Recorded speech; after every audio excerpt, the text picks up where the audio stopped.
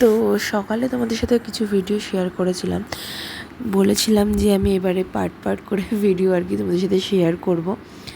তো সে যেরকম বলা আর কি সেরকমই কাজ। তো সকাল পর্যন্ত আমি কী করেছি সেটা আমাদেরকে অবশ্যই দেখিয়েছি ব্লগের মাধ্যমে।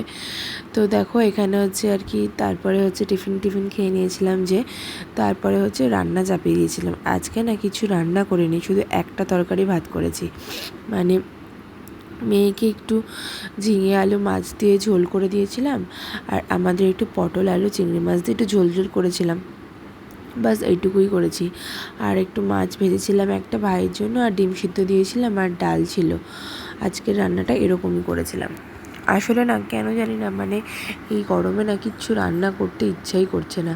এত গরম পড়েছে। মাঝখানে দুদিন হয়তো বৃষ্টি হলো, তারপরে আবার সেই গরম, ভীষণ ভীষণ বিরক্ত লাগছে রান্না করতে। তো আর আমার ভাইও তেমন কিছু সবজি খেতে যায় না, তো ভাবলাম যে কী রান্না করবো, তো আজকে এরকমই রান্না করলাম। তো দেখো আমি তো মাছ টাছগুলো ভেজে নিয়েছিলাম, তারপরে হচ্ছে মেয়ের জন্য মেয়ের যে ঝোলটা আর কি আলাদা করি, ওটা মাঝে মাঝে একসাথে করি, মাঝে মাঝে আবার আলাদা করি। তো ওটাই আর কি করে নিয়েছিলাম। তো ওটা পাতলা করে ঝোল করি একদম, এই কালো জিরে ফোড়ন দিয়ে চিংড়ি আলুটাকে হালকা হালকা করে ভেজে নিয়ে আর কি মাছটা মানে ঝোল করে দিই। আর এই দেখো একদিকে আমার ভাতও হয়ে গেছিলো। তো এই গরমে না সবাই ভাতও কম খাচ্ছে, আমার নিজেরও ভালো লাগছে না, নিজেরই একদম ভালো লাগছে না যে মানে কিছু খেতে। এত গরম পড়েছে, সারাদিন যেন মনে হচ্ছে এসি চালিয়ে থাকি। কিন্তু কি বলো তো, এসি সারাদিন চালালে যা বিল আসবে, এমনিতেই দুটো ঘরে আমাদের এসি চলে, মানে তাতেই যা বিল আসে, তাতে আমার চক্ষু চড়ক গাছ হয়ে যাচ্ছে প্রতি মাসে। তো মানে আরও যে সারাদিন চালালে যে কী হবে। তো দেখো এখানে আর কি মেয়ের ওই ঝিঙে আলুটা দিয়ে আর কি ভেজে নিচ্ছিলাম, মাছটা করবো বলে, মাছের ঝোলটা। তো দেখো তোমরা হয়তো অনেকেই ভাববে যে আমি বলি ভিডিও দেব, কিন্তু দিই না, কেন এরকম করি, কেন কি মিথ্যে বলি না কি ব্যাপার। কিন্তু কি জানো তো, আসলে সত্যি কথাটা এটাই যে আমি মাঝে মাঝে ভাবি ভিডিও করব, মানে ভিডিও শ্যুট করে রাখবো, সেগুলোকে আমি পরে এডিট করব, তারপর তোমাদের সাথে শেয়ার করব, বাট হয়ে ওঠে না, সত্যিই হয়ে ওঠে না। মানে যারা আমাকে জানে, যারা আমাকে চেনে, তারাই জানে যে আমার সারা দিন আমি কতটা ব্যস্ত থাকি।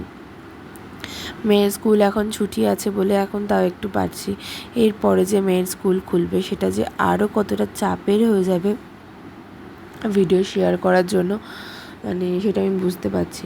তাও এখন কাকিমা আছে বলে কাকিমা সমস্তটা গুছিয়ে করছে, আমাকে কিছু করতে দিচ্ছে না, বলছে যে না তুমি সবসময় করো, আমি একটু করে দিই, আমি এখন আছি। আর আমার শরীরটাও নিজেরও ভালো নয়, তো এইসব মিলিয়ে আর কি চলে যাচ্ছে। আর কি বলো তো, দেখো মানে ওই যে বললাম, আমি ওই এক হাতে ফোন নিয়ে এক হাতে রান্না করা ভিডিও, মানে যেরকম যা ভিডিও করি, মানে ভীষণ অসুবিধা হয়ে যায় যে আমার কাছে এরকম কোনো মোবাইল স্ট্যান্ড নেই যে ওখানে রেখে আমি ভিডিও শ্যুট করবো বা কিছু। যারা অনেকে জানছি যেভাবে করে আর কি, আমি এরকমভাবেই করি, এক হাতে ফোন নিয়ে ভিডিও শ্যুট করছি বা কোথাও একটা রাখছি, এরকম করেই। তো দেখো আমি এখানে পটল আলুটা আর কি যেটা করবো, মাছ যেটা করেছিলাম আর কি, তো তার জন্য আর কি পটলটা আলাদা করে ভেজে নিচ্ছি, আলুটাও একটু হালকা করে ভেজে নিয়েছিলাম। আর হচ্ছে চিংড়ি মাছগুলো দেখতেই পেলে কেটে দিই। আসলে কি বলো তো, কেটে দিলে কি বলো তো, চিংড়ি মাছগুলো যখন বড় থাকে কেটে দিলে অনেকটা মনে হয় যে 2-3 টুকরো একসাথে হয়ে যায়।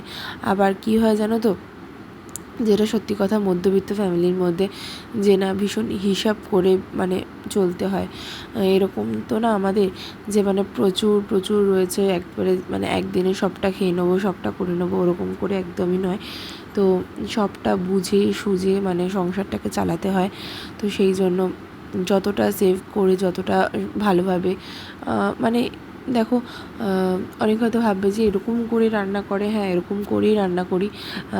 অনেকে আমাকে বলেওছে যে এরকম করে কি রান্না করে, চিংড়ি মাছগুলোকে এরকম করে, এমনিই সেই জিনিসটা ছোটো, একে আরও কাটলে কত ছোটো লাগবে। আমার ধারণা যেটা, মানে আমার যেটা মনে হয়, পার্সোনালি যেটা মনে হয় সেটা হলো, দেখো যে আমি যে রান্নাটা করছি সেটা খেতে ভালো হবে, ঠিক আছে, প্লাস সেটা খাওয়ার যোগ্য হবে, খাওয়ার উপযুক্ত আর কি। তাহলে তাহলে তারপরে তো আর সেখানে কোনো জায়গা থাকছে না অন্য কিছুর, তাই না? এবার সেটাকে আমি গোটা করি, কেটে করি, যেভাবে করি না কেন। হ্যাঁ, আমি কেটে করি, জিনিসটা খেতেও ভালো লাগে। আবার এটাও আছে, এটাও ঠিক, আমি খুব মানে হিসাব করে চলাই। নাহলেও কী বলো তো, ওই একদিনে আমি যে সব একসাথে করে নেবো, তাহলে আমার পরের দিনের চিন্তাটা কে করবে? আমার তো সবাই সবসময় বাড়ি থাকে না, না? আমাকে তো বাজার সবসময় আমি নিজে করতেও পারি না, মানে মেয়ে থাকে, কী করে বেরোবো? সবটা হিসাব করে চলতে হয়, তাই জন্য এইভাবেই চলি। এইগুলো সবটাই আমার মায়ের থেকেই শেখা, কারণ মা ভীষণ ভীষণ হিসাব করে চলতো, ভীষণভাবে, মানে কি সমস্ত কিছু টাকা পয়সার দিক দিয়েও আর কি ভীষণ টাকা পয়সা জমাতো, হিসাব করে চলতো। তো আমি তো আর সেরকম জমাতে পারি না, কারণ কি সবসময় সবার সময় আর কি সমান যায় না। তো আর আমি একটু খরচার হাতটাও আমার অনেকটা বেশি, তাও যতটা পারি আর কি সেভ করে চালাই। তো এটাই আর কি। তো তারপরে দেখো আর কি আমার স্নান করাও কমপ্লিট হয়ে গিয়েছিলো, আর ওদিকে কাকিমাও পুজো টুজো দিয়ে দিয়েছে। তারপরে হচ্ছে মেয়েকে খাইয়ে নিয়েছিলাম আর কি। ও আর হ্যাঁ, মেয়েকে আজকে একটু ডাবের জলও দিয়েছিলাম, কালকে যেহেতু মেয়ের নাক দিয়ে ওই ব্লাডটা এসেছিলো, পেট গরম হয়ে গেছিলো কিনা, সেজন্য ডাবের জলও দিয়ে দিয়েছিলাম।